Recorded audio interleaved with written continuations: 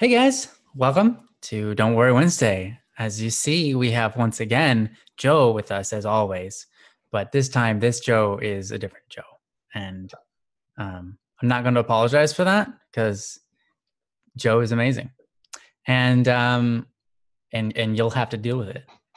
You'll have to deal with his amazingness. Yeah. So, anyways, yes, everybody, welcome Joe today. So CDVNL Joe is currently on vacation, still as he was last Wednesday, and so slightly above average Joe or Joe Bohan. Is that right? Bohan. Yeah, good. close enough. Bohan, is it Bohan? We don't actually know. It's not a family Oh, thing. Just, all right, it's probably Bowen. The Yeah. H is silent and the A is pronounced like a U. Okay, yeah, Bowen. I get to decide then. All right, so yes, we've got a person to replace his position, slightly above average Joe. Yeah. Anyways, this guy has been incredible. We've met him, not too long ago, and he's just been really awesome with a great attitude and a great help to a lot of people. So it's really cool to have him here with us.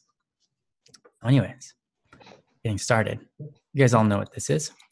This is Don't Worry Wednesday. No, it's not. It's Don't Fret Friday or something like that. Don't be fraught with fretting or whatever. Yeah. Do you want to tell them what this show's about? Yeah, I'll tell everyone because nobody's been here before. They welcome for all the people who've never been here before, and those of us who have. It is Don't Frankenstein Friday. Don't Fret Friday. It's October. We can. That's true. Yeah, you have the liberties. But we're not professional people. I mean, we are professional, but we're not professional psychiatrists, doctors, lawyers, nurses, or any of that fun stuff. We're just a couple of average Joes, except he's a Ryan, and well played. Help people how we can. So feel free to bring us your questions. Tell us what you're thinking, what you're dealing with, and we'll see how we can help. Yeah. Yep. Absolutely. We actually have some already. Some obviously not some people. We have tons of people in here. Thanks for coming, all of you guys. But we have some questions that were asked last week, and we've saved them on our forums. So if you have a question this week, someone might go ahead and put it on the forums for you. If not, you could do it yourself, or we will. But yeah, we have some from last week. And so I'm curious, is Gage here by any chance? Gage or Sophia, however you want to pronounce that. She likes when I pronounce it Sophia, but it's probably Sophia. And if not, I see that Bree is here. We can go straight into that one. But I'll wait for a few seconds to see if Gage or Sophia responds. Yeah, I was just going to respond to Jono here. Yeah, go for it. You can do a cover for Inktober. One of the things that's going on right now over at the webpage is I'm running a kind of a contest. It's a 3-part contest where for October, there's prompts that you can draw about, write about. But I just said, hey, if you can sing, that counts. If you can write, that counts. Or if you can draw, that counts. So there's 3 different contests. You can find those over on the webpage at pss.studio. So Ryan's faster than me. But go there, and there's no such thing as not enough talent, because I'm not talented enough to vote, and yet I'm going to choose. And yet you're going to, nice. So is it that your voting skills are untalented? Like you're an untalented voter, or is that you don't have enough talent in the field to qualify as of someone who votes? No, I'm not skilled enough to perform the actual act of voting. Okay, that's because I'm the same way. I'm literally that way. So don't ask me to make an opinion for you, or to like, hey, what do you want to eat today? I don't know. It's like, don't ask me. Oh, you look really good. You do look really good, Joe. Thanks, Ryan. That's Natalie. For anyone who watches I have a stream on Tuesday called Mhm. Ticket Tuesday, and sometimes um, Nat stops by. So she's just saying hi and Awesome. telling me I look nice. So, You do. You look Hi. amazing. Hey, so As you're actually going, sorry. yep, we're still good. So she's fine. Hey, it doesn't Yeah, hurt I'm sure. anybody. All right.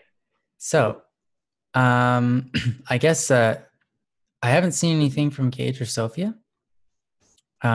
Bria's definitely here. Yeah, for sure. Cool. Yeah, Yeah. Sophia Redwood. Oh, she is. She is. Oh, she just, yep. Okay, I see. She said, hi, princess, or hey, princess. Okay, she is here. Oh, nice. Cool. Good catch. Okay. Cool. Well, great. All right. Well, then we'll start with her. All right, you gonna go ahead and you got it, Yep. Ryan? Or? I will go ahead and read this. All right. So this was over several comments, it appears, over last streams. So Princess has taken the opportunity to post the different comments. But anyhow, it goes like this. So as of recently, my parents have been arguing a lot. My family has never been one without arguing, but usually it would be my mom fighting with me, not my dad. We can't go 24 hours without a fight. I don't know what to do in these situations. My mom and dad say they still love each other, but whenever they're together, they yell at each other, and when they are apart, they complain to me about it. It's really started to affect me. I'm really nervous that my family will fall apart. I know they wouldn't divorce. They've told me they'd never do that. But I wonder if they're even happy anymore. Is there anything I can do to help? Should I be nervous? Or is the arguing something that doesn't matter much? Am I making a big deal over nothing? So that was Sophia's concern. Go ahead, Joe. Yeah. Well, thanks, Sophia. That's Mhm. that takes some courage to share, especially with just families are important, and so fighting with people that you've spent your entire life with is can be very difficult. So I do want to highly I want to point out to you that um, there is on bss.studio, we post these, so feel free to go there. So rather than just having a time where we can talk right here and address your problem, which is great, you can kind of be enveloped by a community that walks with you through the difficult times. So I just want to encourage you in that, because this probably isn't something that's just been going on in a day, and it probably won't end in just a day. So we'll see. Hopefully, you never know. But I just want to thank you for being here and being able to share that with us. And your concern itself, parents fighting and questioning where you fit into that, it's a question, I think, that strikes at all of us from time to time. What when your friends are fighting or your family's fighting, what can I do, or what do I need to be afraid, or what's my purpose there? But I'm just so glad that you're concerned, that you kind of have that love for your parents. But first and foremost, it's their relationship that they're dealing with.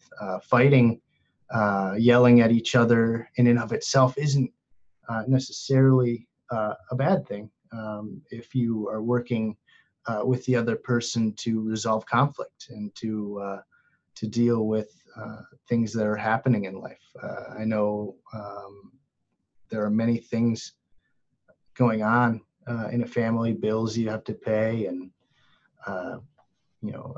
relationships that you need to maintain. And so sometimes fighting can be a way to just work out those issues. But I'm going to guess that if you've brought this to your attention, that you say, and when they're apart, they complain about it to me. that it's something that's been going on, and you find maybe a little bit difficult, or you're feeling like that might not be the way that your parents are dealing with this.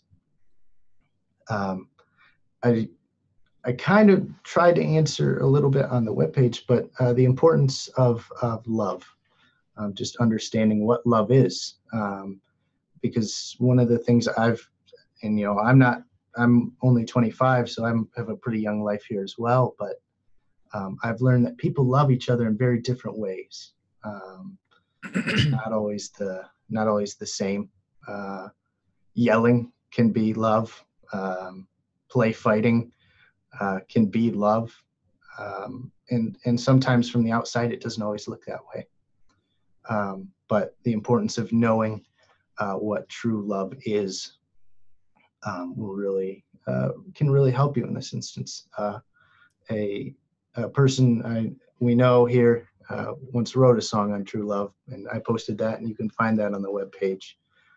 But love is sacrificial, and so you sound like you've been willing to do that, where you're willing to get into this fighting, as it were, where your family is fighting, and you're willing to sacrifice either your time to be an ear to your mother or your father, or happiness, or you've put yourself in a situation that just isn't easy. So you've indicated that you have some love, and you have that care for them. So I just want to affirm that.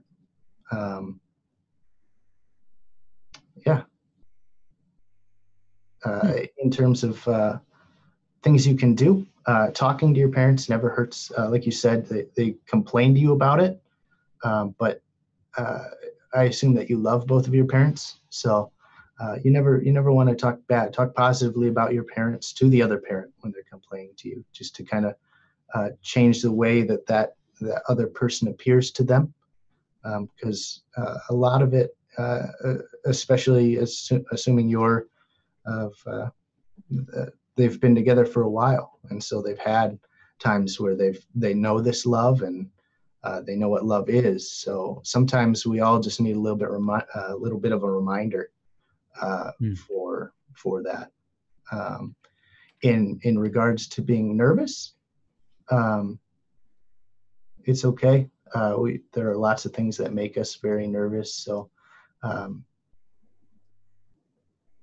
don't be afraid. Be willing to engage your family. This is something that we all go through. My parents have, for a lot of times, and still do, yell at each other, and it's a little intimidating for me because I'm young. I don't know what they've been through or what's going on in their life. So sometimes I feel like I don't have the answers either. So yeah. Yeah. You got anything, Ryan? Any comment? Or? Yeah, sure. Thanks, Joe. That was very insightful and very good. Thank you. One thing I'll have to mention here, it's kind of along the lines of what Joe's talking about. Well, family is an interesting thing. A lot of times when we meet people like that are strangers, we're on our best behavior.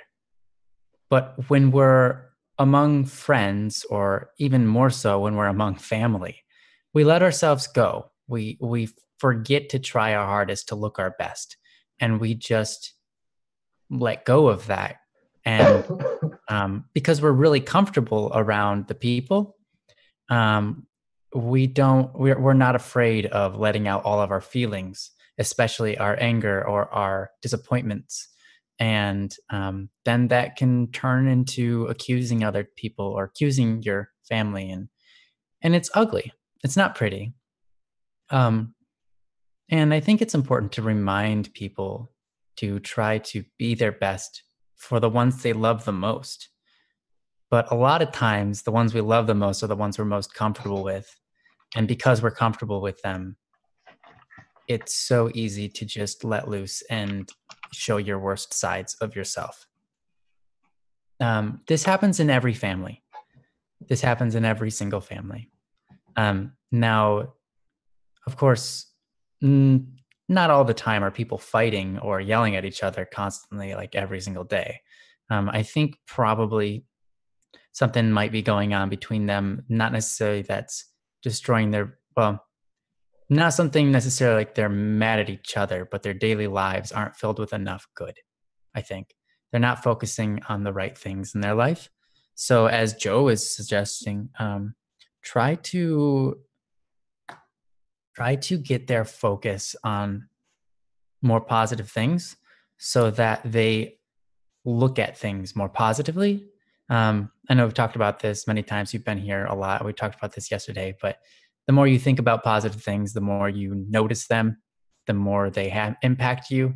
And the same thing goes for negative things. If you think about, um, you know, all the bad things that happen throughout the day, then everything is going to get on your nerves, um, especially family. If you had a rough day at work and you come home and all you're thinking about is this darn guy that did something wrong at work, and then you come home and you're just angry about that, that's going to come out and you're going to sound angry to your family, and you're going to be mean to your family. So one thing that you can do for them is stay strong and focus on positive things, and help them to see those things too. Yeah, trying to redirect their focus then. Yeah, I mean, you can't change someone's mind overnight. Like Joe was saying, it's not something that happens in a day. But over a period of time, you slowly work on people and you slowly change them. Ultimately, just by setting an example and being who you are.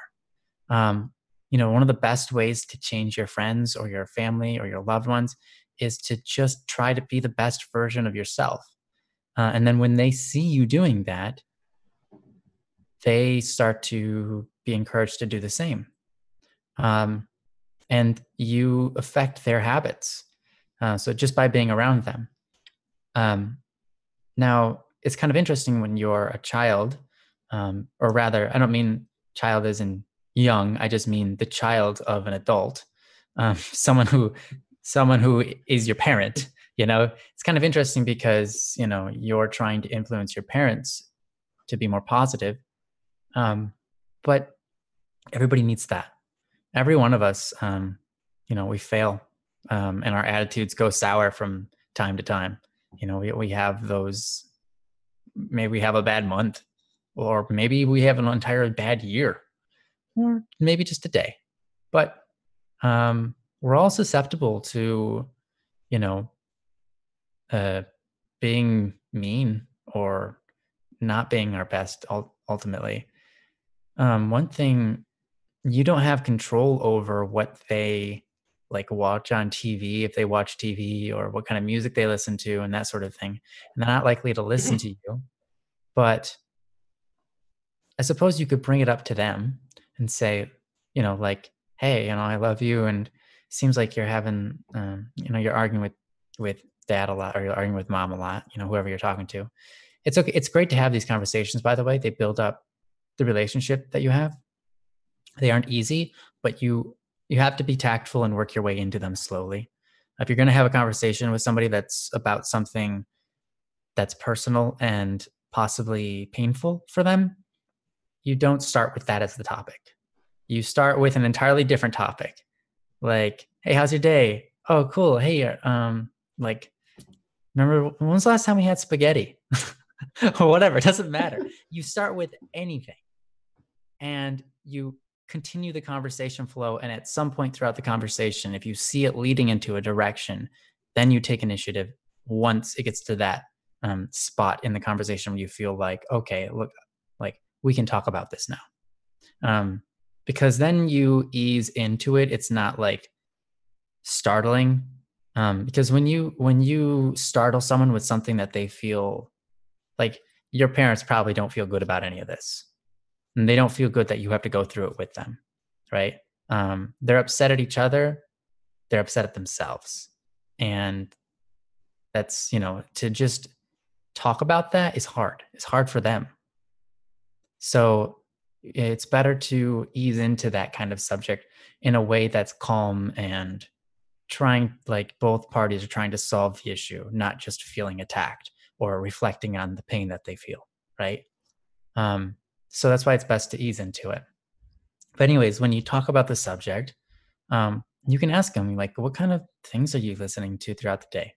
Because I've heard that, what you like, if you watch the news a lot, they always talk about all the bad things that are happening. And so then it's easier to see all the bad things that are happening in the world, and you don't focus on the good things anymore.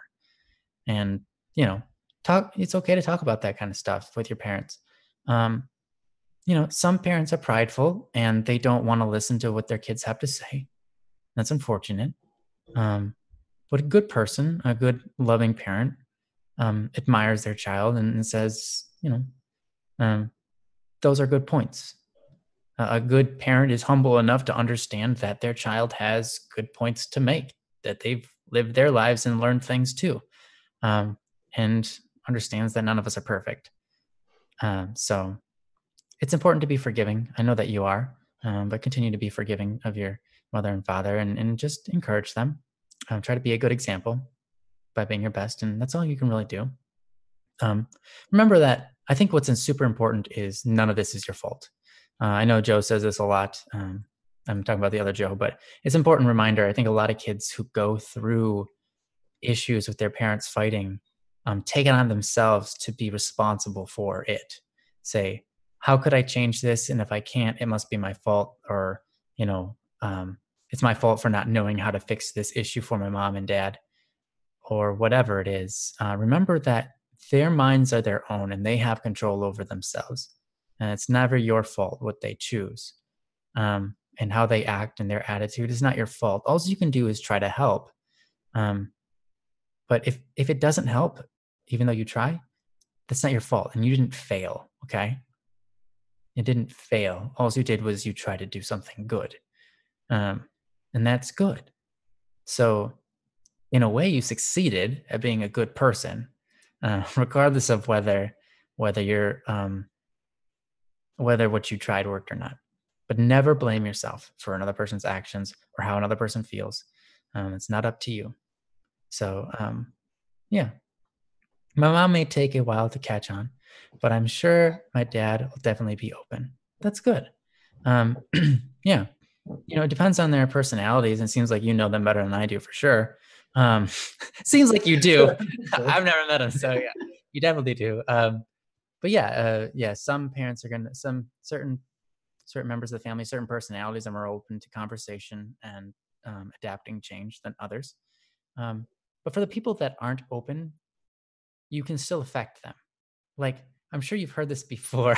I'm guessing so. I'm sure you've noticed this before. If you hang around somebody, you start thinking like them, you start acting like them. Sometimes you will hang around somebody and for some reason you start laughing like they laugh. Or you start saying the weird phrases that they say that you don't normally say, right? And that's true for everybody. If you hang around somebody, you start to become like them. So if you hang around someone and you're not paying attention, you might adapt their bad qualities.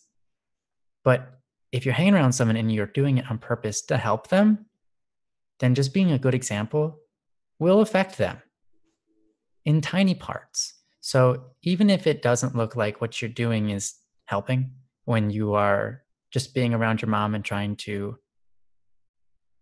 be a good person, trying to change the subject away from complaints and so on, you'll slowly have an effect on her, because her subconscious mind will be forming habits based on what you're doing around her, because she's hanging around you. Spend time with her, and that's good. Your parents aren't going to be upset if you're spending time with them and trying to be their friend and that sort of thing. So unless they're busy, but it's neither here nor there. Helping them out around the kitchen or with putting people to bed or whatever it is, helping them out, that'll definitely clear some of their worries up and make it easier making it easier on them, and that'll cheer them up. So just be cheerful and be a helping hand. And I think that'll do you good.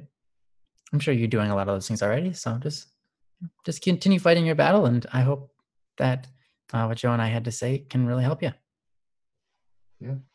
Thanks, Ryan. I mean, I think on to that point, I had in that you're not required to really do anything to change them. That just being yourself will affect people. In my life, I had a friend who he worked at a factory for a few months our senior year, and he developed a problem with language, not a little bit more irritable, a little bit more, fighting, a little bit more language. And we spent the summer together. He basically lived at my house for a summer. And that had all gone away by the time he got to college. Not that I had like addressed him like, hey, like in your instance, maybe sitting down your mom and say, hey, you need to stop complaining about your dad. But just from being there and being who you are, showing them that love that you have for them can really help to change a heart. So thank you, Sophia. Thank you for being here and just continuing to look out for your family and the people around you. I think it's amazing. So keep it up. Yeah. I think that's really cool. All right. So I guess with that, hopefully you got your answers there, Sophia. And if you have any other questions, go ahead, Ryan. Oh, yeah. No, yeah, absolutely. As you said, if you have any other questions, please feel free to ask them. Thank you for the question. That was great. And I'm proud of you. I'm just curious if Gage is here now. If not, that's totally cool. If not, then we'll just move on to Breeze.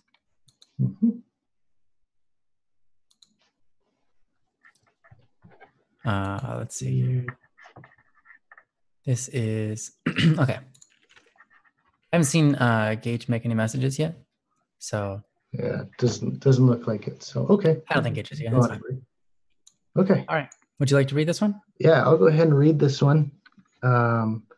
It's almost a two-part thing, so bear with me as I try to read both parts here. But Bree initially posted back on October the 5th with an issue. I'll go ahead and read that, and then it's kind of come to a head here with some more going on with the hurricane that she had to deal with. The October 5th post says, I know I come here often and I hate to take up your time, but I just don't know what to do. This hole in my chest is getting bigger and I don't know how to stop it. I really don't. What do you do when you go through every day wanting the worst? What am I supposed to do? I hate myself so much. Every day goes by so slow and it feels like I can't walk on some days. This cloud over my head won't go away either. It's gotten bigger since the last time I filled out a form. The cloud got darker and the hole in the chest, my chest got bigger. Is this normal? This overwhelming hatred for myself and having to almost constantly fake how I feel can't be right. The mask is breaking more and people are noticing that I'm not right. And you know what? They're right. It's not right wanting to die every day. It's not right wanting to take your own life every day. So how do I fix things though?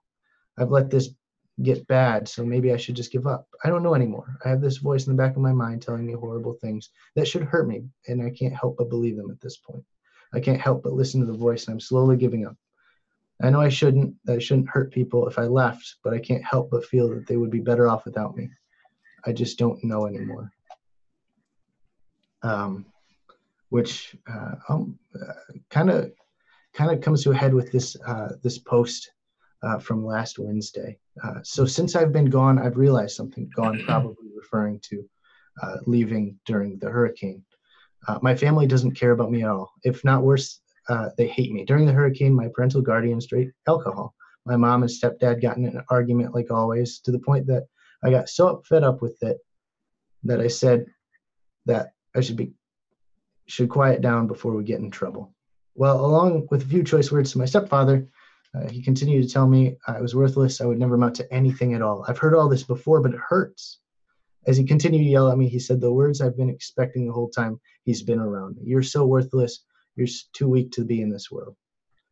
Just do us a favor and kill yourself. Come on, do it. And after that, I hopped over him, ran through the doorway out into the middle of the hurricane. I ran out into the storm. I tried to walk into the road. There were swerving cars and falling trees, hoping it would end with everything in this already downward spiral. But my little sister ran out after me and stopped me. She dragged me back in the house, and we locked ourselves in the bathroom. My stepfather was still yelling at me as I walked in the door, saying things like, "You couldn't do it, could you? You're too weak." I had to break down to the bathroom with my sister guarding the door to make sure he didn't come in. I hate that I couldn't do it. I couldn't even. I was completely numb before I even stepped in the cold rain. I was nothing compared to what was going through my head. I hate looking so weak in front of her. She was the only thing that anchored me to reality. Wow. Wow. Yeah. Well, you have anything there, Ryan? Or? How do you even start? Wow. Yeah, Bree, that's terrible and crazy. You know, I mean, it's hard enough when you hate yourself, and and then it's even harder, obviously, when you have someone who's encouraging you to kill yourself, even though you know that's wrong. And that person being your father. That's really tough. That's got to be probably one of the worst things you could ever experience in life. And so I'm really sorry that you have to go through that. I wish you didn't, obviously. I mean, that environment, obviously, like we've talked about before, is not good for you at all. If that stuff is going on, again, I would encourage you to try to get away from that. Because, I mean, we were just talking about it, but, who you spend your time around changes how you think. And it affects how you feel about yourself, about how you feel about others, how you feel about the world. And they rub off on you, and their negativity can make you feel like poop, and it's because they're acting like poop, and that's not right. They're doing something very wrong, but it affects us, I've hung around bad people, and I've had it affect me in lots of different ways. I've watched movies that were bad, and then I noticed that my mind is in the wrong place, and to have to experience that every day is, or even just once a week, is too much, I think. I feel like, again, I mean, it's hard because we aren't in your situation. We don't, we can't make decisions for you, but we also can't necessarily judge what's the best thing to do. But, if there were anybody that, was experiencing this in my life, I would offer them immediately, like, hey, you come live with me. Like, if they were like one of my friends from school or something, I would be like, yeah, no, you can't live there. Like, I'm going to ask my mom and see if, you can move in with us for a time or something. Because what you're going through is not okay. That is not okay. You're doing your best to go through it. And I know that you're doing your best. And so just keep doing your best. And, don't listen to anybody who tells you're not worth whatever, that you're worthless, that that's not true. That's wrong. Even though you start to feel like it's true, you also know that that's not a nice thing to say. And that's an evil thing to say. And evil is never right. So you are worth everything. Here's the thing. We go through a lot of pain in life. Some of us more than others. You go through a lot of pain in your life, but life isn't meant to be easy. Life is not easy for anybody, pretty much. But nothing easy is ever really worth much. When you look at something that's worth fighting for, it takes everything you got to fight for it.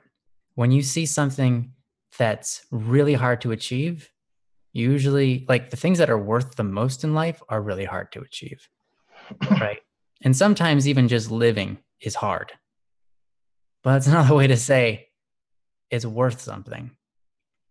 Because, people struggle for fighting for the freedom of others in America, right? I don't know if you've much about American history. My brother was talking about this like last night a little bit, but like we have the military that fights for us to keep us alive and safe and free here in America, and they'd have the same thing in pretty much every other country. There are thousands and thousands, millions of people who have fought physical wars and mental wars within their own heads or with other people so that you can be here today. Because they thought, even though they didn't know you, they thought you would be worth it. You can listen to the song again if you wish. No one's in this alone. Ultimately, it's kind of what the song's about, because no one is in this alone. You're here with us. We're all humans. We're all in it together. And some of us aren't on the same page, and we don't realize that we should be helping each other, and those people do really terrible things, and that's not okay. We have to figure out how to move on and forgive them at some point. Doesn't mean what they did is okay, but eventually move on. But those people are people that you get away from. Those people are people that you try to stop. We can talk about things like, if you look at Hitler, right, who issued the killings of many, many, many, many, many, many, many, many innocent people. That was not okay. And so someone had to stop him because what he was doing is wrong, 100%. And you don't spend time around that person. You don't go, okay, this person is intentionally murdering people because he thinks that they are worthless. Is that the kind of person we hang around? No. We say, no, no to that idea, and you're wrong, and that's a terrible way to think about humans, and I'm out of here. Like, I'm not hanging around with you, and I might even try to stop you. Well, hopefully you do. And I think that's similar to someone who's treating you like that in your own life, even if it's your own father.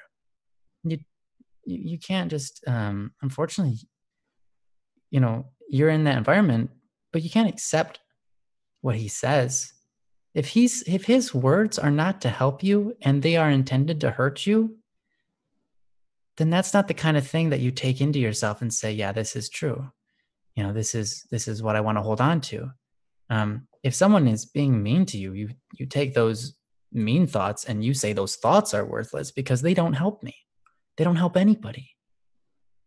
So, and they don't even help him. They make him into an awful person who hates the world and hates you and hates himself and hates everything. I mean, the only kind of person that can say to go kill yourself, encourage you to, and mock you when you come back after trying and you don't kill yourself. I mean, the only kind of person that does that is someone who isn't thinking right. And so you don't take what they say and believe it as true, right? I mean, you know that. Of course you do. But I'm just saying again so that you can remember to throw away those mean comments. Those mean comments, those terrible things he said, those things are worthless, not you.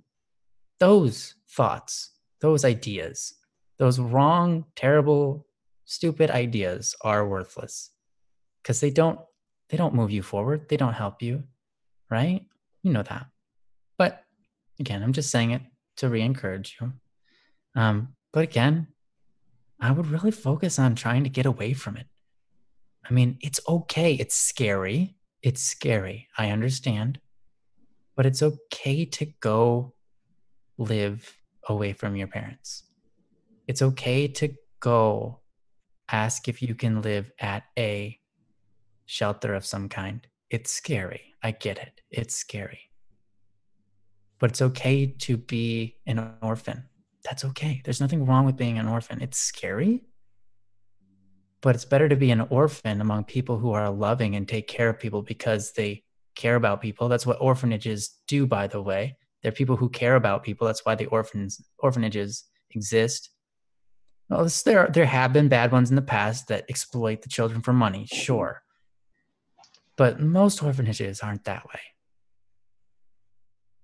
They're people who actually care about people. It's better to live in that kind of environment than live at a home where they treat you like you're worthless, because you're not.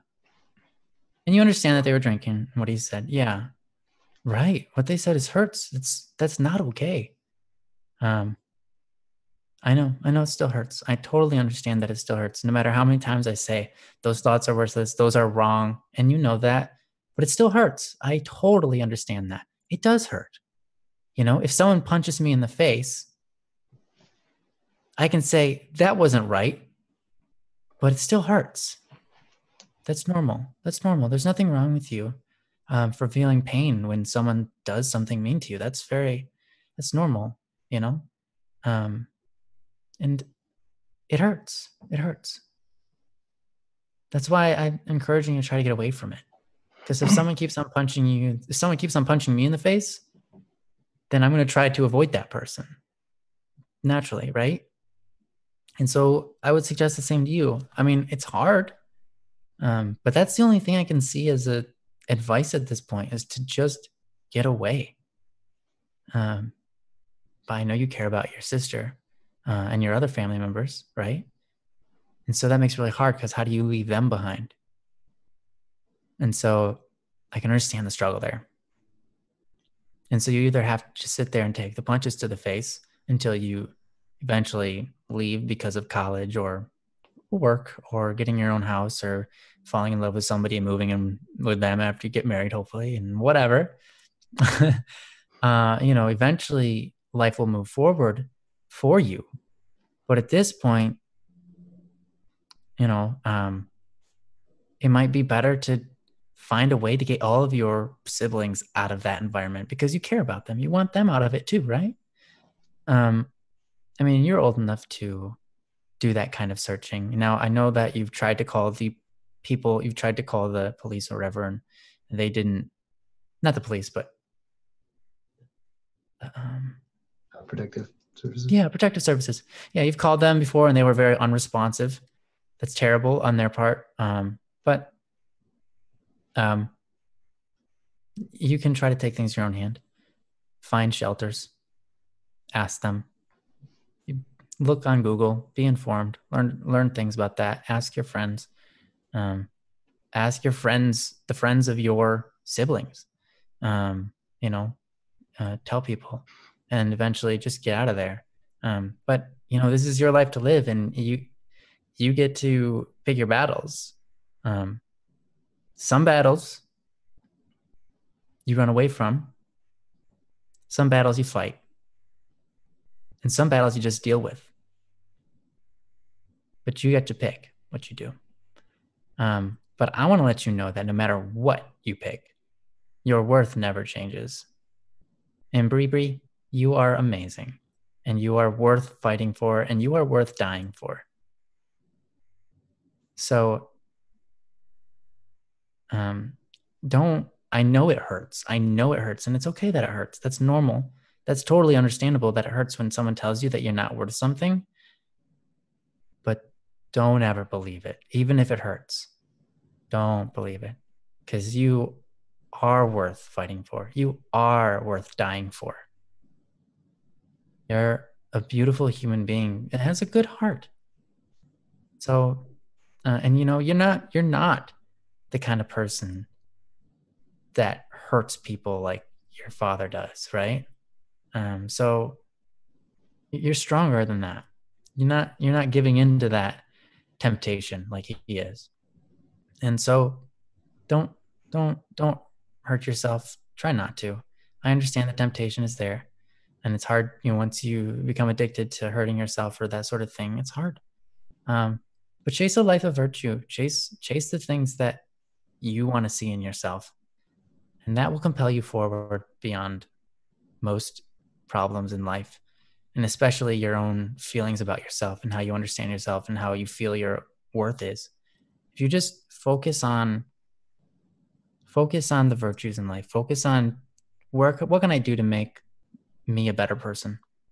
Even if you're not changing the situation around you, even if you're like, what can I do to make my situation better? Maybe it's not that. Maybe it's just, what can I do to make me better?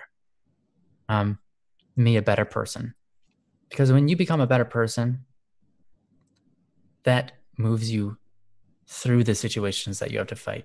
And that teaches you how to overcome those situations. So, continue just working on yourself like you have been, I know, I'm sure.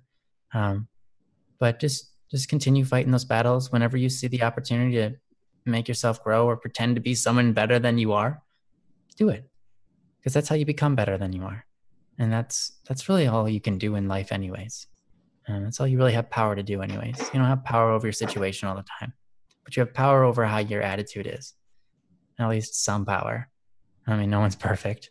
But you got some power, and sometimes you can choose, like, you know what?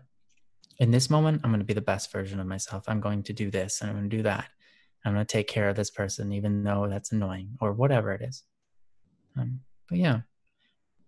Is it bad that I wish I ran faster in the storm? I wish I made it to the road before my sister got to me. Is it bad? Yeah, I would say that's bad. Because, you're trying to hurt yourself and I don't want you to hurt yourself. Is it bad? Yeah, but you know that. It's rough. It's hard. I'm glad that you're okay. Really, that's my main concern here. And I'm glad that you're still okay. You're still alive. You can still move. You didn't get hurt. That's good. And you know what? And part of being a burden to your friends, that's what makes friends friends. I mean, friends are somebody who look out for each other. Doesn't that imply that you're acquiring a burden? Like, hey, I'm friends with lots of people. And because I'm friends with them, because I've chosen to be their friend, that means I have to bear the burden of helping them when they're in trouble. Or I have to bear the burden of trying to move them forward to become better people. That's what friends are. They're friend. So yeah, you are a burden, but that burden is also a blessing. As much as you might think that you cause your friends pain or to feel bad or, think about bad things, friends are a blessing too, because you get to bear their burdens too. You get to lift them up. And when they lift you up, they're lifting themselves up. That is so true. The more I help people, the stronger I become. The more I lift other people up, the stronger I become. And so you're really, even if you're a burden to somebody, you're actually making that person stronger. And so you're doing that person a favor. But at the same time, you get to shoulder their burdens and be strong for them when they need you. And so that's what family is. That's what family's supposed to be. That's what friendship is. That's what friendship is supposed to be. That's good. That's good. It's a good thing. So don't ever feel bad about being a burden. It's common to feel bad about, like, oh, I'm making them, I'm hurting everybody around me, and no one wants to feel that way. No one wants to feel like they're being a burden, because it makes us hurt inside. It makes us feel like crap. But because we don't want to be the weak ones. We don't want to be weak. We want to be strong. But being weak is okay too. Being weak is okay too. Sometimes we're weak. We're all weak. We're all strong too. Oh, we're plenty strong. But we're all also pretty weak. And that's okay. Mine just droops. It doesn't have any muscle there. We're all weak, and that's not bad. We think it's bad because we don't want to be considered something that we see as not good enough or not strong enough or whatever. But if people weren't weak, then how would friendship work? I mean, there'd be no like that it just wouldn't. I mean, you would have an entirely different concept of friendship. You wouldn't be able to help your friends out. You wouldn't be able to help anybody. Everyone would be helping themselves, and then it would be, I mean, it just wouldn't work. It doesn't even make sense. We're all weak, and that's good. And we're all strong, and that's good too. So, anyways, I talked a lot. Sorry about that. I'm gonna give it over to Joe. He probably has something good to say. That was good stuff, Ryan. I mean, it's okay to talk a lot if it's a lot of good stuff. So we won't hold it against you. You can hold it against me. I don't mind. All right, sounds good. I will then. Good.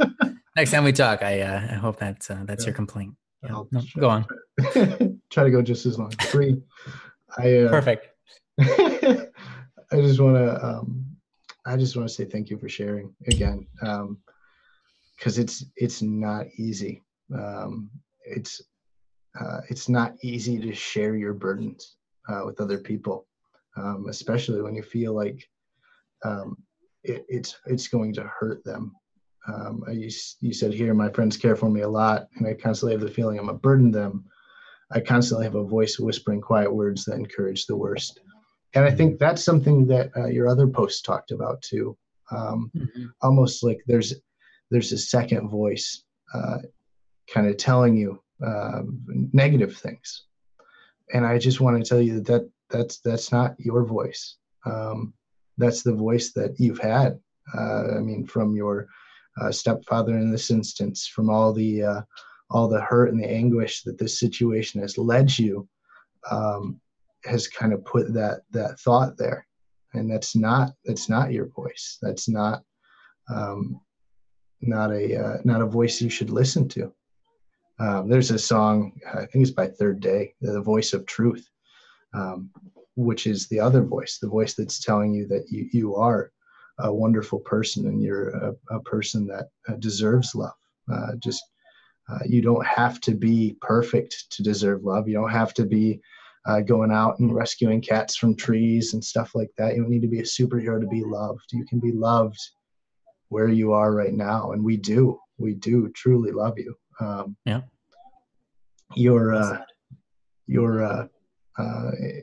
Your burdens, and this is going to sound weird, but we count it as joy that you share them with us. I have fun when my friend is carrying a heavy backpack and I've already got my own, and I carry theirs for them. You've got some wonderful things about you that even when you're carrying things, your friends can just reach in beside you and take that off you for a time, and they count it as joy, not as hurtful or burdensome, because we love you, and that's part of what love is. So don't get into like a negative thought about the fact that you're sharing your burdens. The fact that you share your burdens feels like weakness, but it's a strength that it's tough. I know that in my life, I have difficulty telling my struggles to the people around me. And part of it is learning to be weak, to let people in to help you, because the things that you're facing with your stepfather and even the hurricane, like, forget about the fact that your father's mistreating you. I mean, the hurricane in of itself isn't that great. So you have a lot of stress and a lot of difficulty right now, even without that being in the picture. That's all to say that there are people there who love you. Ryan talked about going to a shelter or reaching out to family, friends.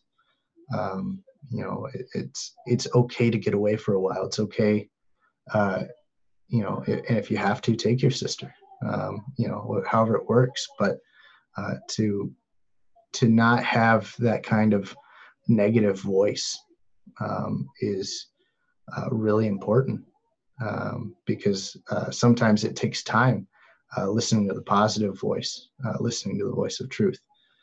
And so I encourage you to listen to people who have things that are great to say about you. And I'm going to start, and then everyone else can just follow or whatever. Bree actually posted a wonderful picture on the contest that I was running, which it is adorable, and you should go look at it. But and you posted some wonderful art on the Discord today. It's amazing to see with art and with things that people create, how the soul really comes out of a person. That, you know, even in all this darkness that you have going on, that you were able to create something so wonderful and so full of life, is just incredible. And I just want to affirm that, because it's a good thing. And I'll post the link because Are you talking about the pumpkin with the kitty? yes, that is so good and so cute. Oh, thanks, Princess. But yeah, I remember when I saw it the first time, I was like, whoa, Bree did this? When I first saw it, I was like someone must have taken this and just posted it, for a famous artist or something, because this is so good. And then I saw it was Bree, and I was like, dang. Yeah, it's the most, adorable thing I've ever seen. So it's amazing. So don't let that, you can't say, please no. This is, it's so good. This is the most wonderful, and it's not, you don't talk down to yourself. Like, this is great. And I encourage, if everyone isn't already there, you should go there, because it's amazing. And it's something that you're good at. So don't let your negative talk trump the fact that there are people out here, and including yourself, that should just be encouraged by how the wonderful things that you do create. It's great. So I just want to encourage you that even in the even in the difficulty, even in the stress, that there's another half of you that's so amazing and so wonderful and so loved. And rather than obviously there's bad things going on, but sometimes if there's some things that we can't get away from, focus on the good, focus on the wonderful things in life that you already have around you. And in my posts, sometimes I tell bad puns.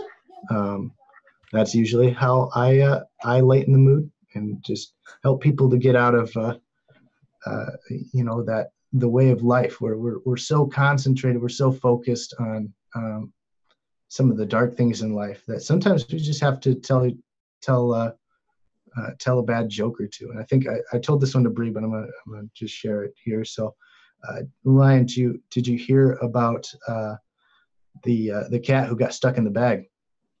Oh, you did. Cat's out of the bag, I guess. Okay. I didn't, but that's okay. Nice. I get it. So bad jokes, but it's so goofy. It doesn't make any sense. It's like awkwardly timed, and it doesn't mean anything. But sometimes it's it takes things like that to get out of your head, to get onto away from focusing on the bad things, and to focus on what's really important. So I hope you're encouraged. I hope you realize that you are loved, that Ryan and I and the people here do care about you. And we're just so excited that you're here and you're willing to share your burdens with us. And Ryan, I'm sorry I couldn't go as long as you did, but that's you still got time. I mean, I still got time. Okay. Yeah, no. But I mean, please go to the webpage. I had answered the one from before, but I really want you to just be able to interact with people, to have the the wonderful conversations that we have, and to be a part of a community that really cares about you, who loves to spend time with you and tell you the wonderful things that are about you, the wonderful things that are there, because they are. Mhm. So Yeah, no, thank you, Joe, for that. I think that was really great. And yeah, it's accepting compliments is hard. It's hard for everybody. I mean, um, you know, it's something that you learn to just say, okay, thanks. I appreciate that at the best. Like, like it's hard to get like any better than that. Maybe you can give them a hug, but it's really hard to accept compliments because it makes us feel good inside, which is good. But then we're like, what do I do with this? A lot of times we just kind of want to push away because it's awkward. It's awkward. It can be awkward, right? It can be awkward to celebrate someone else's beautiful things that they do, or things that are about them that other people appreciate, other people like. So it can feel awkward. But again, awkward isn't bad. Awkward's good. And it can be hard to accept compliments, but it's good to try. That's probably why I like you so much, Senna, because you're the definition of awkward. I adore you. But Bree, you are an amazing person, and I'm so glad that you're here with us. Thank you for being here. Thank you for being a part of the community, and for just putting yourself out there, and also putting out your struggles. A lot of times we don't really like talking about our struggles because it does bring up negative conversation, and it hurts, and you don't want to bring other people down with it, right? But something I learned, I really like to help people. And I only have that opportunity to help people because other people have problems. It's terrible, but it's true. And I remember thinking, one day I was praying, and I was like, I was praying to God, and it came across my mind that when I have problems and I ask God for help, that brings him joy too. Because don't we all like to help people? Don't we all like the feeling that we helped somebody? I mean, we all enjoy that. We all like that feeling that we made a difference. And so that encouraged me to say, you know what? I should be more open with my problems. Obviously in search for help, not just to open them up and say, complain. I've got this problem and this problem. Of course, not that, but to open up and say, I have this problem, and could you help me with it? That brings other people joy, even though it's painful and sorrowful. But what I'm saying is, don't feel like a burden when you are looking for help. Because it's a lot like Joe said, when you have your friend and you take their bag from them, you say, hey, I'll help you carry that. You feel good about yourself. You feel good. It's very natural. And you give other people that opportunity, but you can do that too. And you feel good when you help out other people as well. So remember that it's not that you're being a burden. It's just that you're being a human, and you're being a good human. We all have problems. So thanks for sharing yours with us. And we love you, Bree. You're an amazing person. And again, you're actually really good at voice acting too. I don't know where you learned how to do that, but it's really good. I don't know if anybody, I'm sure a lot of people have heard her voice act on stream or on the water. Ryan, drink water. No, water is evil. No, of course I'll drink water when I feel like it. All right. Okay. I need to probably drink water, but I also got is this very thick pumpkin spice latte mocha coffee crazy combination drink. All right. And apparently it makes my voice sound weird when I drink it, but you know what? I'm okay with that. I'm not perfect, and I don't need to be. I tried. Oh, it's important to strive to be perfect, guys. Do your best to be perfect. But you know what? We're all human. And I should See? probably listen to you. I should probably drink water, but I'm not because I'm a rebel. Fight the power, Ryan. Fight the power. Yeah, fighting the power. No, it's because I just don't want to leave the stream to go get a glass of water because that's gonna be weird Yeah. and awkward, guys. I'm gonna leave you here with the guest, and he's gonna be like, "Hey, guys, so this was unexpected. I'm gonna leave too. And you're just gonna be stuck here all alone with yourselves. And that'll be weird. No. Okay. Anyways, thick pumpkin spice. Yes, thick with a double C. So awesome. Thank you, Pri, once again. We love you. Keep up. Just keep working hard. Keep on doing being you. You know, Joe said. Sorry, I'm talking more. I'm rambling, but Joe said, you know, you have that voice in your head. I'll tell you what. We all have that voice in our head. We all have our voice in our head at sometimes it's louder than other times. Yeah, I was talking about your lolly voice. It's super cute. We all have that voice. Not the lolly voice. Okay, jeez, what the heck? We all have that voice in our head that tells us bad things, tells us evil things, tells us to do things we shouldn't do. We all have that. Sometimes it's loud, sometimes it's quiet. A lot of it depends on our environment, what we listen to, how often we listen to that voice. But just as Joe said, it's not the voice of truth. It's not the voice of positivity. It's not the voice that's going to lead you to good. You know, as soon as you hear it, like, that doesn't feel right. You know, we all have that voice, though. I want you to understand that. We all have that. You're not broken. Okay? You're not broken. You're not mentally ill. You're not anything like that. So don't feel that way. But yeah, you're amazing. It's true. And we all have problems like that. We all have that voice. So we just have to learn not to listen to it because we know it's there, but we know that it's wrong. And so we just say, thanks, but shut up, leave. I don't like you because you don't like me. Yeah. That reminds me, there was a guy thanks, Brie. I love you.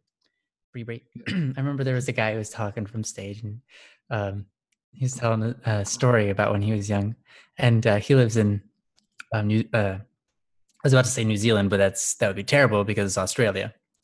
He lives in Australia, and he went to school. He went to a public school, and the first day he was there, one of the kids he sat next to was like, "Oi, I don't like you," and he was like, "Why don't you like me?" you know. Actually, no, it went like this. He said, "Oi, I want to fight you," and he's like, "Why do you want to fight me?" And he's like, "'Cause I don't like you." And he was like, "All right, I guess that makes sense." Like, they never met. Like, why is that okay? Like, yeah, let's fight because you don't like me, because you don't know me. Like, what? No, what? And so they went and they met in a park and they fought. But apparently what happened is the kid was extremely frightened because he showed up.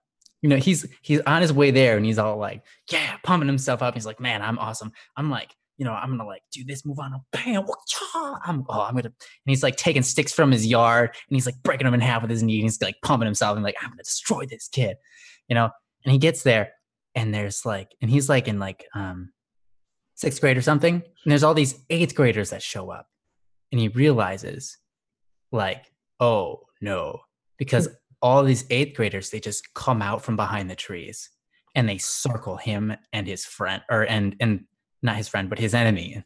They're making this ring around these 2 kids and they're like, fight.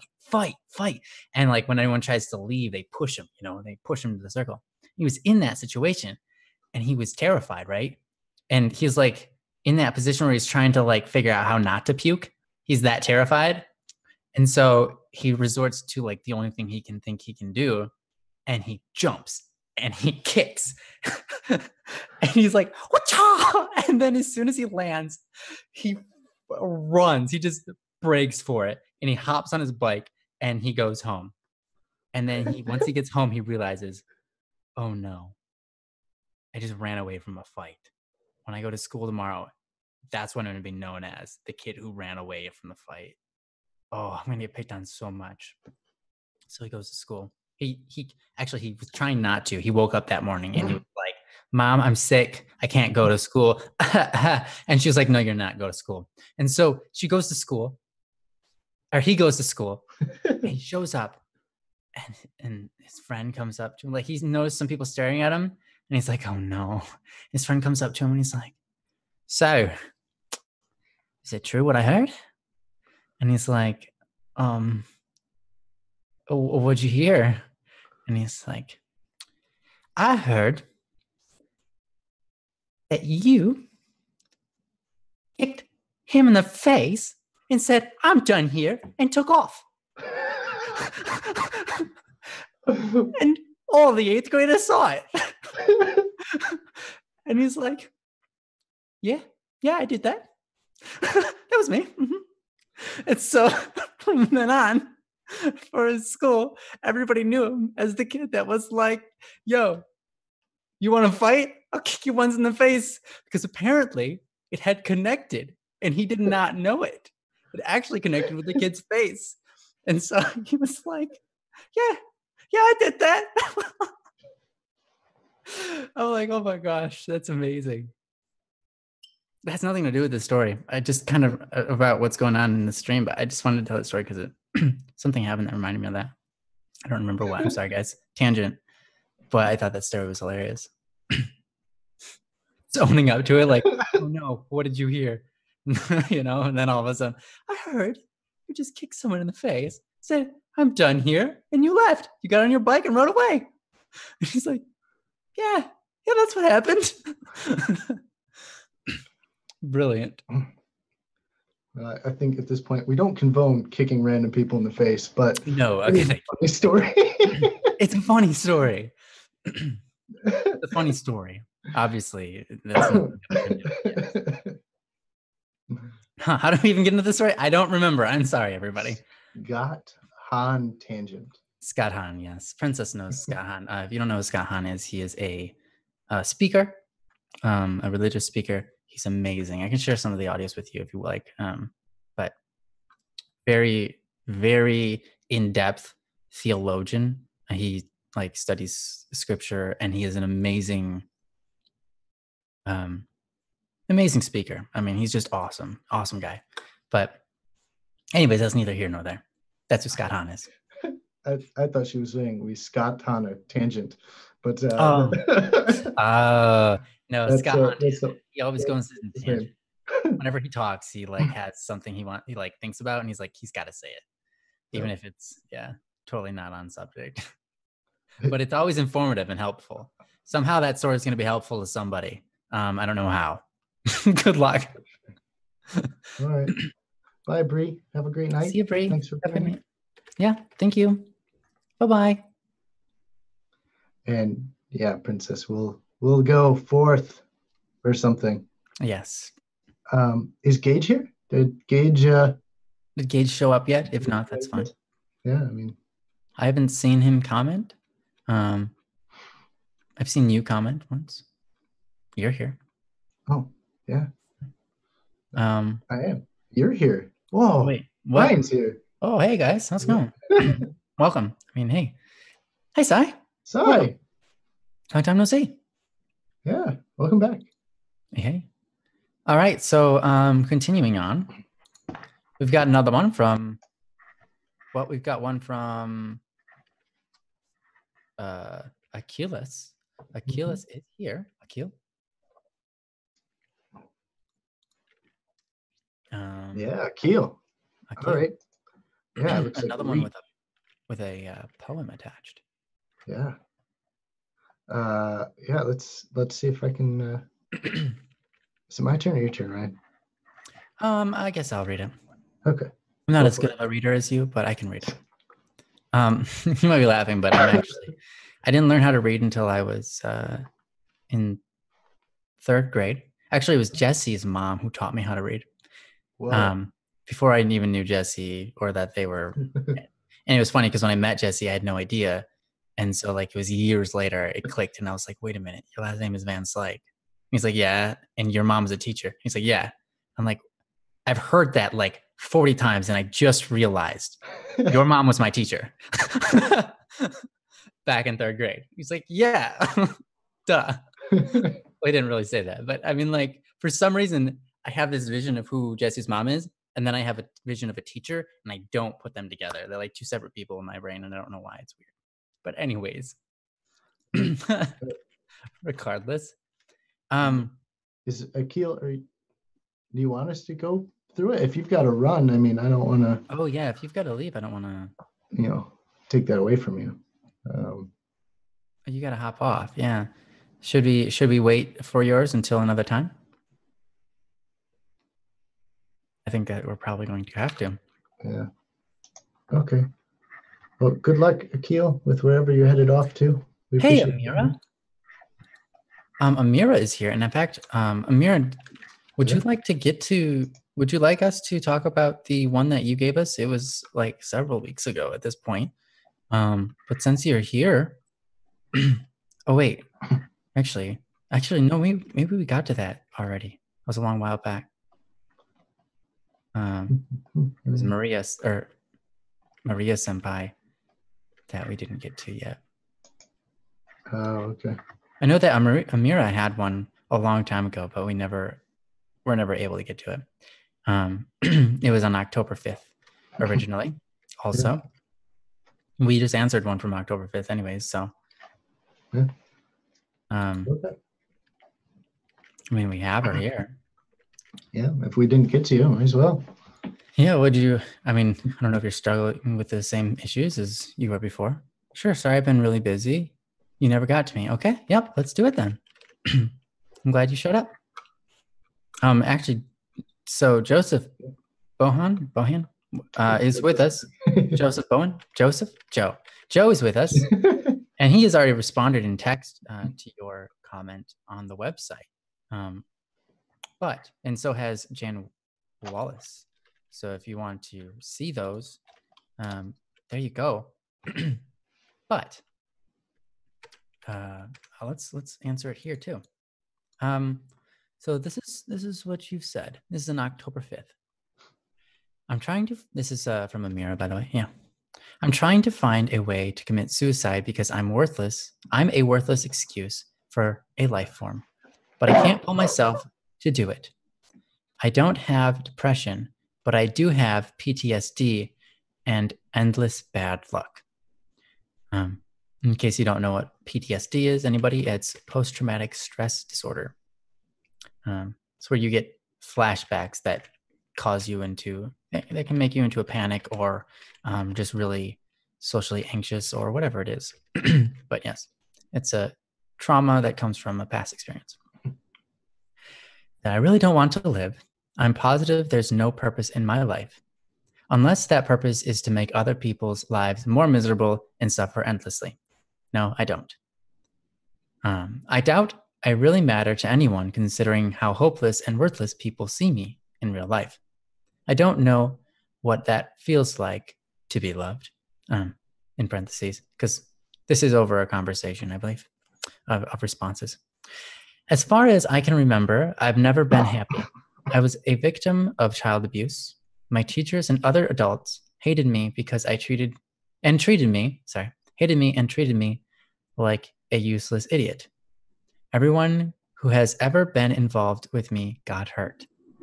That would be no one. I don't know, sure what that would be in response to. Even my own family sees me as worthless.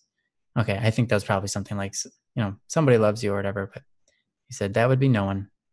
Even my own family sees me as worthless. My life has involved nothing but pain and suffering. I got taken away from that situation when I was 12 by Child Protective Services, probably referring to child abuse. And I lost my job as if I didn't feel hopeless already. I've been homeless when I was living with my mom, and it sucked. I was still being abused, and no one did anything about it. I hate my mother. I know that sounds horrible, but I really do. So there you go. Lots of stuff to deal with there. And we did just kind of talk about this issue about worth and all of that. Unfortunately, Amira wasn't here to hear it, but it probably pay off well because we were just talking to Bree about it.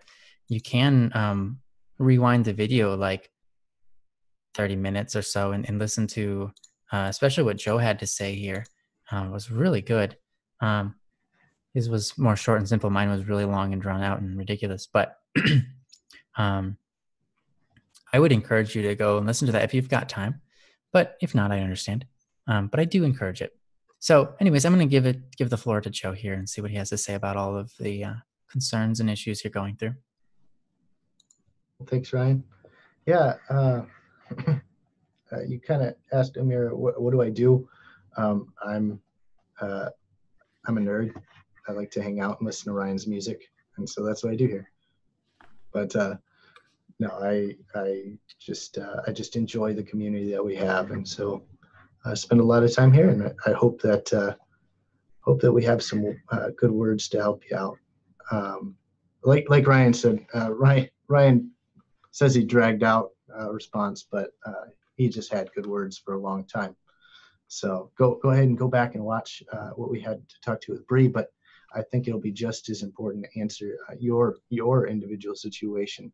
So I'm gonna quickly, I don't know if I did this, but here's the link to the post. You can see what other people said. So anyways, go on.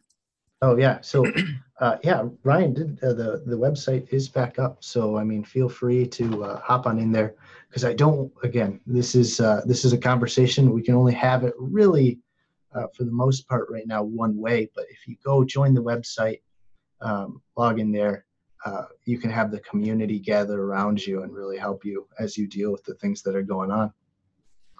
But yeah, so and I mean, you do have a lot of difficulty, and a lot of hurt, PTSD, and bad luck. I mean, those are things that that really change you, really make life difficult. And so, choosing to live in spite of those, choosing life, choosing the better thing, in spite of that, is that much more rewarding because of the difficulty you've been through. And I encourage you. You are still here with us now, and that's a wonderful thing for us to see. Just to see that with what you're facing, you're still here and you're willing to face the darkness and help to fight it back. So we're really encouraged by that, and I hope that you are too. Like Ryan said, I try to answer everyone's question, even if it doesn't get answered on the stream. But there's difficulty in life that you're going to face that nobody's going to really have an answer for. And some things we can't help you with, but some things we can. Again, we're not professionals, but we're here to help. And I, for one, am going to tell you that I am positive that there is a purpose in your life. You said that there's not. You said that you've kind of reached this stage where you really don't want to live because you feel like there's no purpose. But everyone has one. It's just more about taking the time to think about what it could be. I know I've been through that myself. I changed degrees in college. Wasn't really sure that what I was doing was what I wanted to do, and I wasn't sure if there was direction in my life. I didn't know that there was a way that I was going to go, and so it's scary. It's scary to not know what's going to happen. It's the unknown is just scary. But I can tell you right now that you have a purpose. You have a wonderful purpose, and it doesn't necessarily revolve around. You talk about getting another job, but it doesn't necessarily revolve around your 9 to 5. It revolves around you as a person, who you are in every moment can be part of your purpose. for some of us, that's helping people. I found that that's something that I enjoy and something I can do right here where I am. So that's my purpose right now. For you, your purpose might be your job for a time being. It might be to earn some money and make a living. It might be to just be yourself in the situation that you're in. Oh, wow. And then last night you were accused of stealing from a 15-year-old by your best friend's mom. What I just want to affirm is just that you aren't that person, that you know you're not that person, that you have the benefit of knowing who you are, and that you are worthy of being loved, and even if, this is going to sound bad, but even if you did, that doesn't stop us from loving you. Even if you did steal from that 15-year-old, there's forgiveness that can be had. There can be love that can be had in spite of difficulties and problems that we face. And part of really getting to see and enjoy that love is forgiveness. And that's twofold. One, that you can be forgiven. You can be forgiven for things that you do wrong, but also that you can forgive others. You talk about here, as far as I can remember, I've never been happy. I was a victim of child abuse by my teachers and other adults who hated me and treated me like a useless idiot. That doesn't have to be your focus. That doesn't have to be what you see in yourself.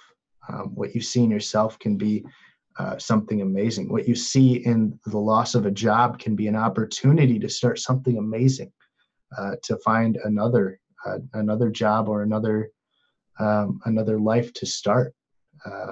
Every moment is an opportunity, and having gone through these situations, you have an opportunity to not only change your physical outlook in the point of a job, but also your outlook on life. What you do affects how you think. Ryan touched on it a little bit earlier in one of the chats, but what we do and who we surround ourselves with really change how we think. So surrounding ourselves with people like the BSS community who love you and who care about you and want you to know that you aren't a useless idiot. You aren't these bad things, but you are a highly loved person who has great input and is just somebody that we care for. And so I just encourage you to be here and just be present to that. And to just take this opportunity, recognizing it for what it is, and stepping into a more positive light. I don't, Ryan, you have any other words on that? Anything that can Sure. add? Thank you, Joe. Again, I would encourage you to go back and listen to the things we talked about with Bree. You guys aren't going through the same thing at all, but a lot of things that we talked about could definitely be helpful too. But anyways, thank you again, Joe. That was very good. And I'm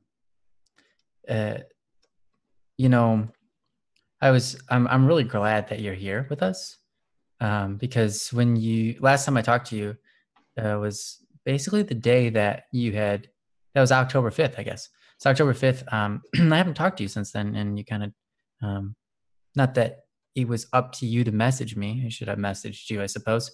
But I'm glad to see you here. I'm very glad to see you here, and I'm glad to see you're back with us. Because it's always nice to see other people around. Even if you think that you're a burden to other people or something, your presence makes them joyful. Because it's another person, it's another human being putting themselves out there to the world, and having an impact on each other, having an impact on who we are, and maybe them having an impact on you. It can be a joyful experience. And a lot of people look at you and see someone that's a human being, and thus someone who's worth spending time with. I wish I could spend an entire lifetime with you. It sounds ridiculous. And I don't mean like romantically. But every person is worth everything I can give. But I don't have that ability. I can't be in all places at one time, right? And I can't spend my entire life with one person or all people, whatever. It's just not possible. But you're entirely worth any time. You are entirely worth more than any time I can spend with you. And that's true for all of us. And I think that's true when other people see you. Some people understand that worth. And so hopefully that's the people in this community. So I would encourage you to, it's kind of weird because it's like, yeah, we're advertising our own community. Sure. Shameless plug. But the reason I advertise it is because I know the people here, and they've been good people. I mean, they've so many wonderful people here. People that care about each other, people that share struggles, people that are helping each other through them, people that are maybe not even talking about struggles. They're just having a good time, enjoying life, spending time with people. It's not easy, being around people, especially when you're anxious or you're not good with dealing with people. So I'm going to give you some advice on that.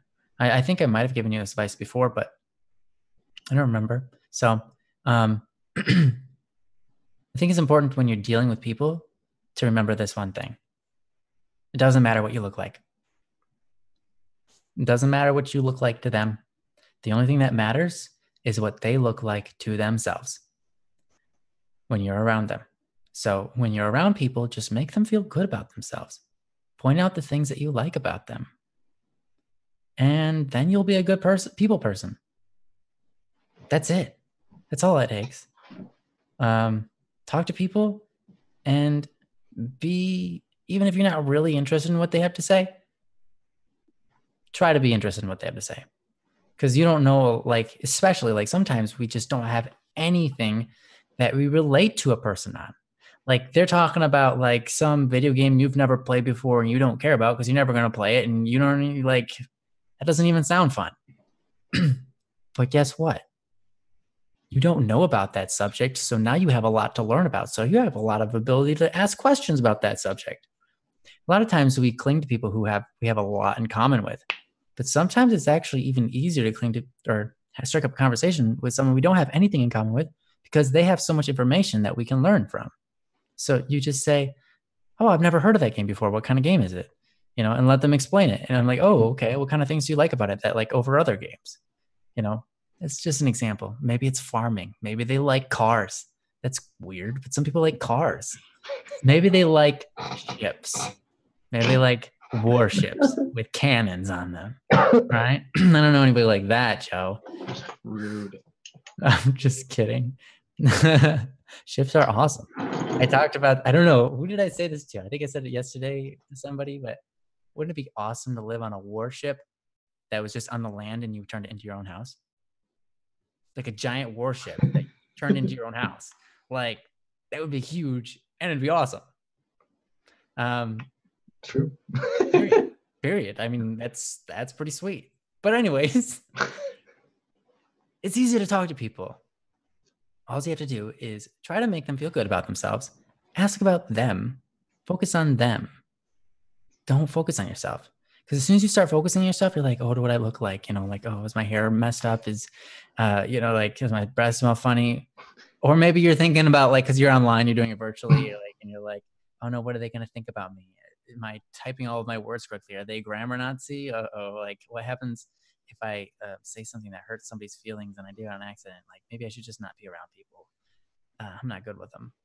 Don't fall into that. Don't worry about yourself. I understand that people scare you and you've been hurt by a lot of people in life. But the thing is, you'll never be helped by people unless you learn to trust them. Let me give you an example. You see a deer wandering through the forest. The deer's natural reaction is to run from you, even if you've got a bag of corn to feed it. And all you want to do is feed the deer. You walk out into the middle of the forest, you got this bag of corn, you're like, hey, deer, I'm here to give this food to you. And then it sees you and it's like, human, run. And it runs. Well, you have no ability to help a deer who doesn't trust you. But once in a while in nature, you find a deer who actually has this really, really slow, but it's a trust. It decides to walk up to you and eat the food out of your hand. And you've now helped that deer survive, and you feel good about it. Isn't it an amazing experience to be able to do that? Here's the thing, though. A lot of times we don't give people trust because we're afraid they'll hurt us. Same example. Suppose you see someone. Suppose there's someone who's in the forest and they're hunting the deer. Do they just not shoot until the deer trusts them? Or do they shoot the deer as soon as they see it and they've got a good shot? Do they try to make a relationship with the deer before they shoot it? Like petting it and yeah, nice. Or do they just shoot it? They just shoot it. And that's the same thing with people. If people are out to hurt you, then they're going to be trying to hurt you. But if people are being open and they're trying to form a relationship with you, then those people mean well. But the thing is, we're all human. And just like you, we all make mistakes and we're all bad with people sometimes. And we all think about things about ourselves. And sometimes we do bad things to other people on accident. Sometimes we do them on purpose because we think that's going to make us happy. But you know what? Even through all of that, even through the mistakes that we make, even through all of that, we gain so much more than we ever lose through friendships. We gain so much more than we ever lose through the trust that we give each other. And the fastest way to have someone trust you is to tell them you trust them first. In real life, no one wants a relationship with me. I understand that. But this is real life too. And we're here. And even if the people around you, maybe in your current environment, aren't really for you, maybe they don't care about you, they only care about themselves. Well, there's people out there that want to know about you.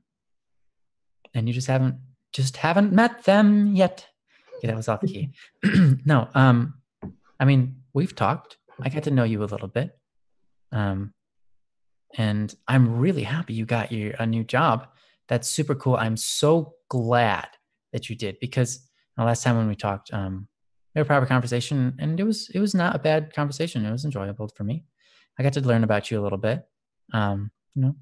You were short with your words, and that's normal. That's totally fine. It's hard to learn to talk to somebody until you just start talking to people and learn how they talk to people.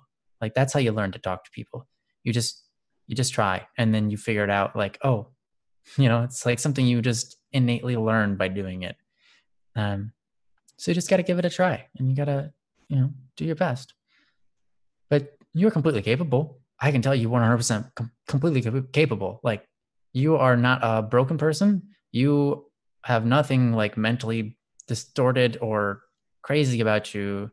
From what I can tell, you might have PTSD, but actually we all kind of have some level of PTSD. Obviously, some of it have more than others. But for example, I have PTSD. When someone in the room gets angry, it makes me feel really like I just want to hide. I don't want to be there anymore. Like, I don't want to be in the room, and I just shut down. But that's not good, because if I, instead of shut down, I lighten the mood, it fixes everything. But my reaction is to just shut down, because I have post-traumatic stress syndrome, disorder, due to living with an alcoholic father who was a very angry individual, an angry alcoholic, and who did things that were really just not okay. And so, like throwing things across the room and breaking them just because, oh no, the screwdriver didn't fit into the screw. I should overreact, take the chair and throw it across the room and put a hole in the wall. That sounds great. Thanks. Like, cool, good reaction. That's the kind of stuff I'm talking about. So I have PTSD too. We all have different levels of it.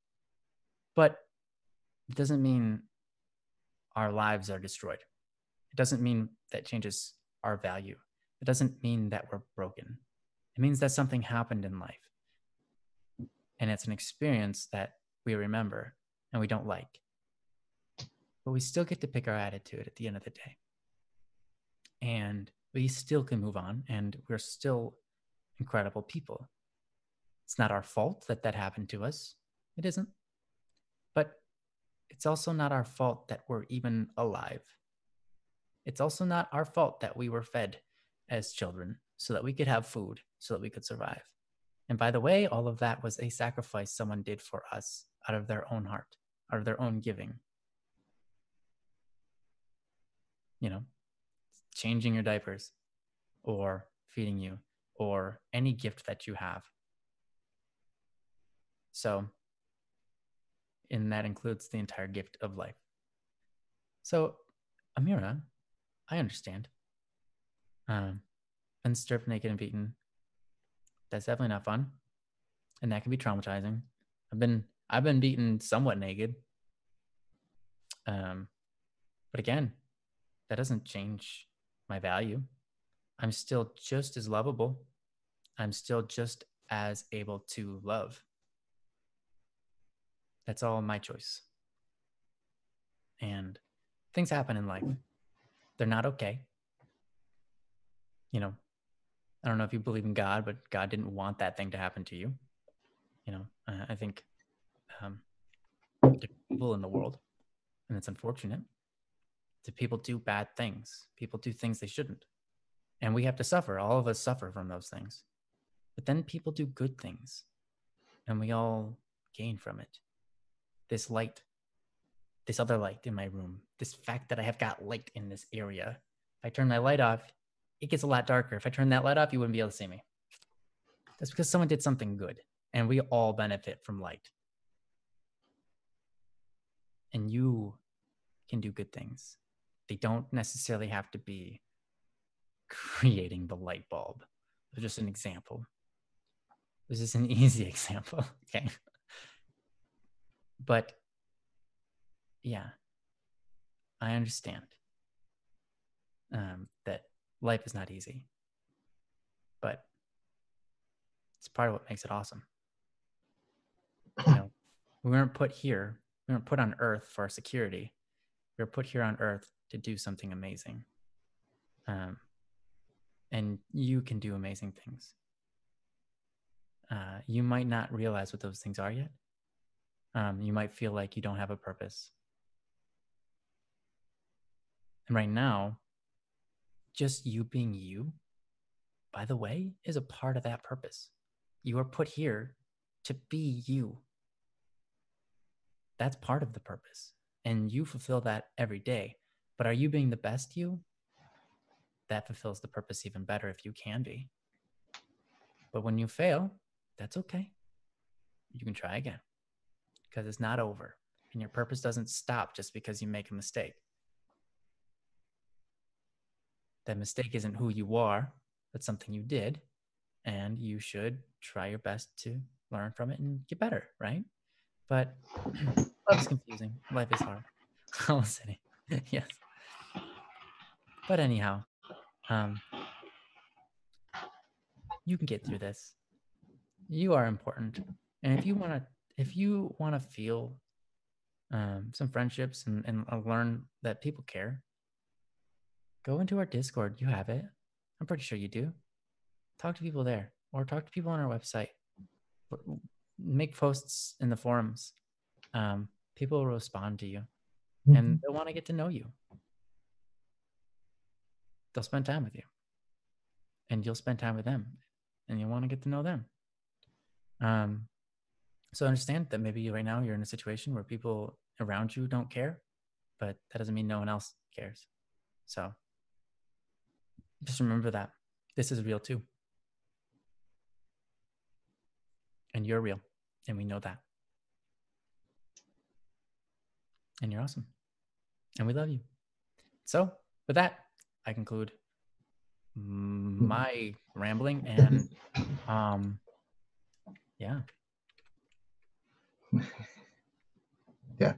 I mean, good word, Ryan. I mean, we do. And seriously, if you know the Discord's too hard for you, I know from time on the website, lots of people who can't just hop into a conversation. That's okay. You know, message one person, or you know, like Ryan said, post a comment on the webpage, and then they can just respond to that. And then, like Ryan said, how we learn to talk to each other is just by talking to each other.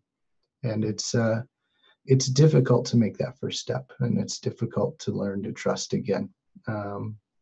When I was first starting college, my first job, I didn't know how to help anyone. I didn't know how to not help anyone, but I didn't know how to talk to anyone.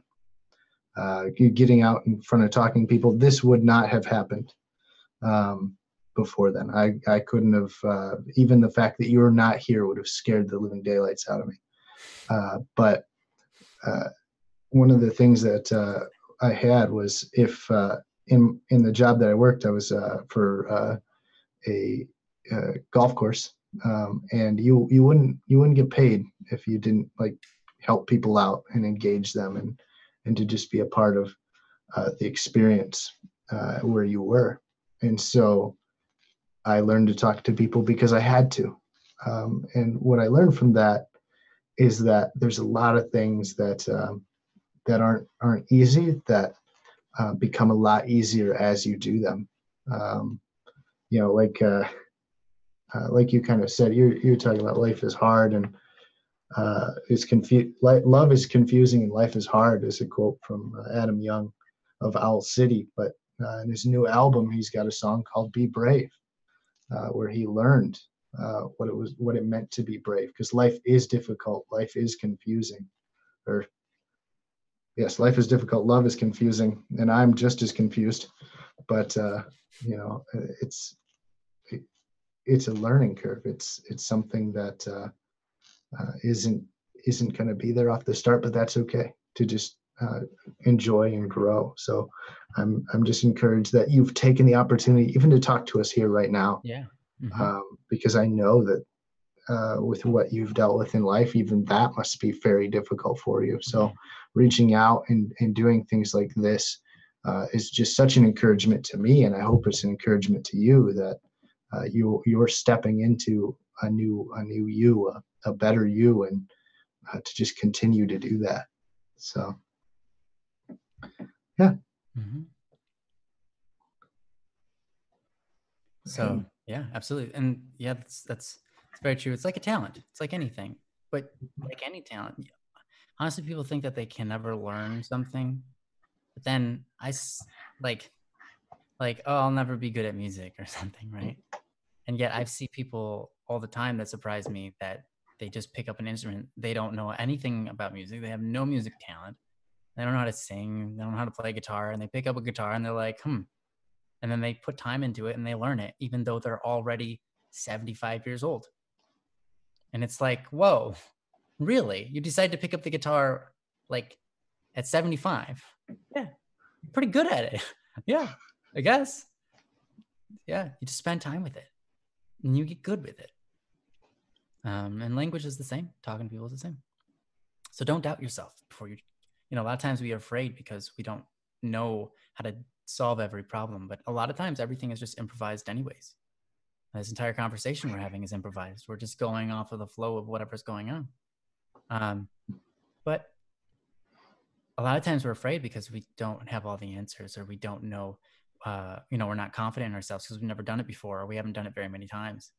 But I encourage you to see that as an adventure instead. Because what is an adventure but something you have never done before? or something you've done very few times, something to experience, something to struggle over, something to have a victory in.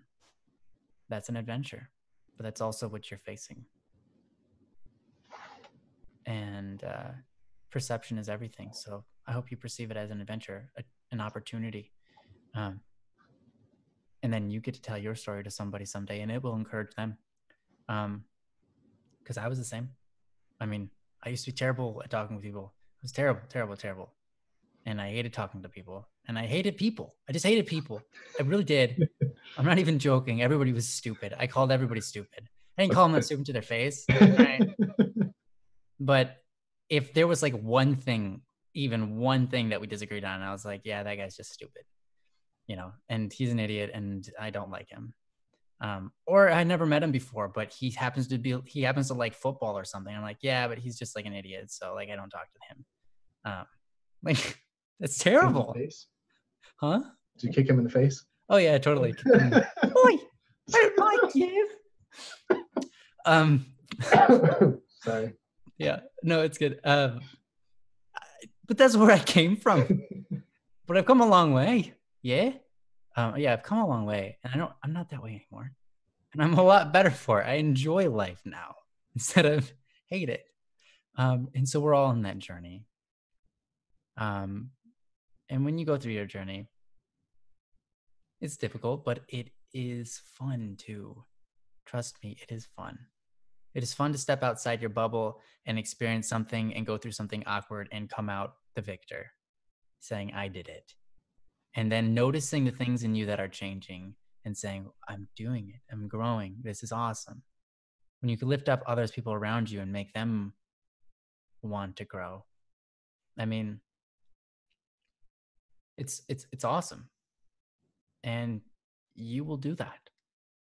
You will do that if you try. You will do that if you try.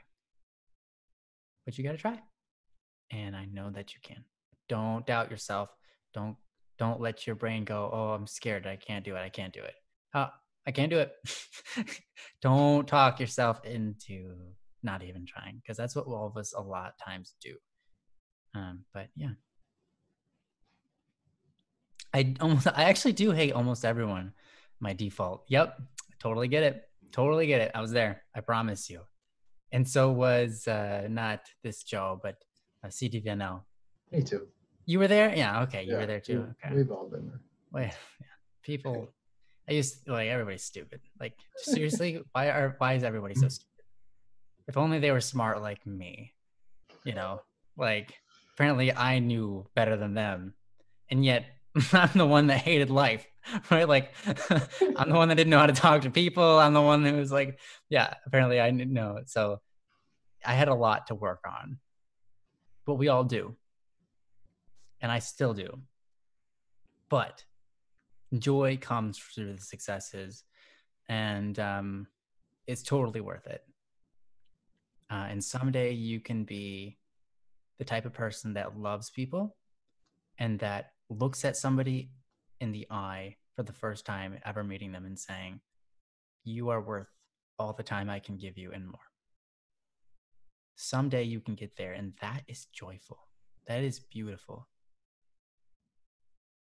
Because that's true. Because then you're acknowledging truth. People are cruel. They absolutely are. But you get to pick whether you're cruel. And I don't think you will. I don't think you'll be cruel. You know what that's like. Because people were cruel to you, so now you know what not to do. Right? You know that when other people don't love on you, it feels bad. So now you know it's better to love than to hate. You know? So, anyways, there's something you can take away from that. It's a hard thing to go through. I'm not saying at all that, you know, like, I'm not just trying to take everything you say and counter it. Like, it's nothing. I understand. It's something you went through, and it's terrible, and it's not okay, and it hurts, and it continues to hurt. Like, I understand that. And I'm sorry that happened to you. I really am. But I believe in you also. And so that's why I'm telling you That's why I'm kind of countering your messages, because I believe in you. So much love. Hopefully some of that can be helpful to you.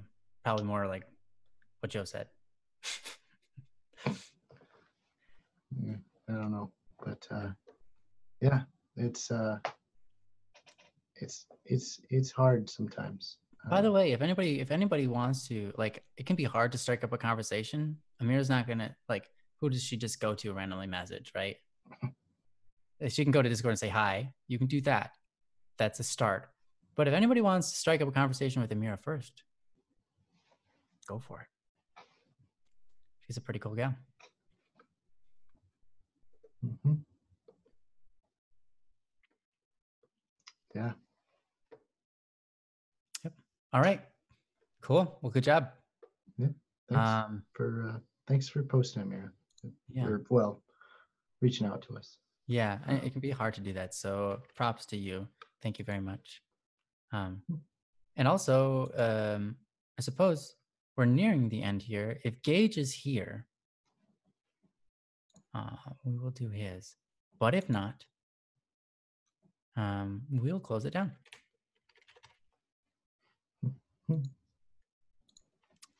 Thank you for accepting my challenge to people, Amira. Once you could have been like, oh, please, what have you done? Like, now people are, I don't want to talk to people. Thank you for being open to it. I'm sorry for putting you in the spot, or other people in the spot to, yeah, whatever. I mean, I forced you into something, and I'm sorry, Amira. I hate when people do that to me, and I apologize. Yeah. Thank you, Joe, for being here. Well, thanks for having me. Yeah, you did a wonderful job. How did you feel about going through it? I mean, you've done Take It Easy Tuesdays before, so it's kind of similar. Yeah. If you guys didn't know, on Tuesday, so before Wednesday's stream, generally in the week, I do a Take It Easy Tuesday stream, which is slightly different than this, in that I don't have to follow Ryan with what I say, so it makes it really easy. And Ryan just puts out these wonderful words, and it's just really that's a little intimidating, but it's a lot of fun to just I'm just encouraged by all of you in the chat to see everyone reaching around each other, but also people willing to deal with the issues that are in their life, because we do have them. But it was a good time. Thanks for having me. I hope one day come back, but if not, you can find me on Tuesdays over on Twitch, or on the Discord, or can you share a link for that Twitch? On the website. The link to your Twitch. Normally, yes, but yeah, when I'm put on the spot, I don't remember how to use my fingers. Yeah, my fingers stopped working. Yeah, feel free to take it easy Tuesday with him. More good content. Ha! Take that, princess. But yeah, so it's Tuesdays at 7, so it's a little bit earlier. If this is a little bit late for you and you're like Raka and need to go to sleep, feel free to hop on over. Yeah. But that's all I got. It doesn't look like Gage is here, unfortunately, so we'll just have to, you and Joe can tackle that one next time. Yep. Not me, Joe. You to refer to yourself. Well, me and Ryan will see you often. No, okay.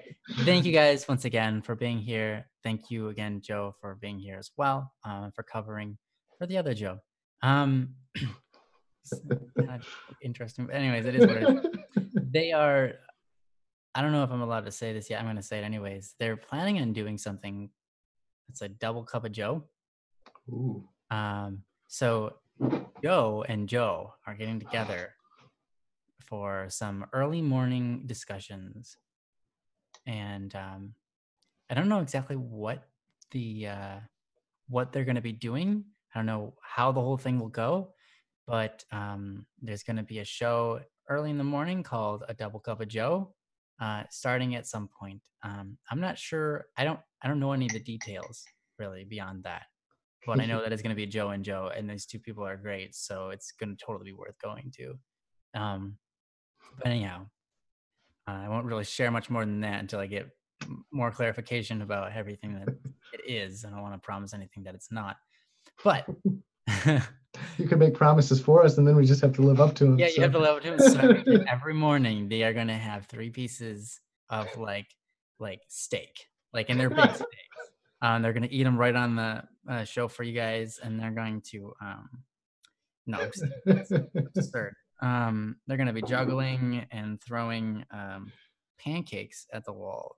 They're crazy. They're crazy people. I don't know why they throw pancakes. Wild. I don't know why this is part of their show. It's weird. I don't know why any of this happens. Anyways, Brian, stop. Yeah, it's not my show. I don't get to tell you what happens. I'm just making the promises for them. All right. I don't know why they do these things. All right. Anyways, thanks guys once again for joining us, and see you later. Have a great night. Have a good night. Bye-bye.